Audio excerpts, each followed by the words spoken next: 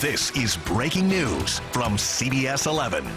Breaking news now at 4:30. A child's body found and a confession from a man in custody. Good afternoon. I'm Gilma Avalos. And I'm Robbie Owens. Dallas police confirmed the awful news in just the last hour. The remains of a small child, believed to be 18-month-old Cedric Jackson, were found today in a Rowlett landfill.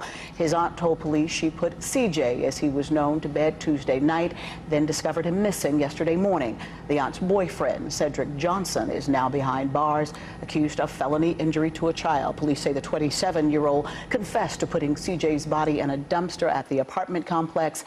Search teams later found his body in that Rowlett landfill. And this is the timeline of the events leading up to today. CJ was put to bed around 11 Tuesday night. At 6 Wednesday morning, his aunt reported him missing. More than 13 hours later, about 12:15 p.m., a regional Amber Alert was issued. That Amber Alert was upgraded around 9 that evening, and it took another 45 minutes for that statewide Amber Alert to be broadcast via cell phone. The Amber Alert is issued hours after Cedric was reported missing, and it had a lot of people scratching their heads. It's the third time over the past 2 months in North Texas that police agencies appear to have struggled to relay important information through the child abduction alert system. CBS 11's J.D. Miles is live in Dallas with more on what's behind these ongoing issues. J.D.? Robbie, if you ask the man who came up with the idea for the Amber Alert, he'll tell you it's a lack of updated training or police agencies simply not taking the Amber Alert seriously enough. 3 recent abductions in North Texas, or attempted abductions, have resulted in delayed or vague Amber Alerts. Last night, Amber Alert alarms sounded on cell phones more than 9 hours after authorities were contacted about the possible abduction of 18-month-old Cedric Jackson. The DPS issued alert contained no information, photos, names, or descriptions. Only a message, check your local media.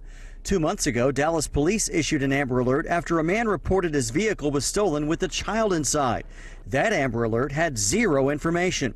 A week before that, Fort Worth police and DPS came under criticism for issuing an Amber Alert 5 hours after a child was captured on video being abducted by a stranger. Former Tarrant County Sheriff D. Anderson, who came up with the idea for the Amber Alert, which is now used nationwide, says too many agencies are issuing meaningless alerts to protect themselves from criticism, and it will eventually erode the public's interest in paying attention to them. The danger in that is it becomes meaningless.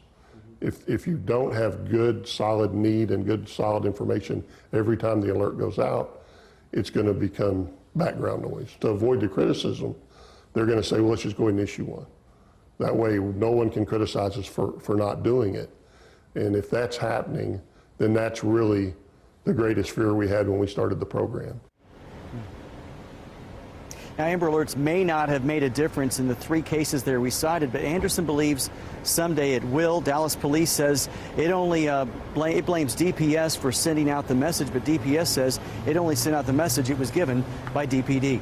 Live in Dallas, J.D. Miles, CBS 11 News.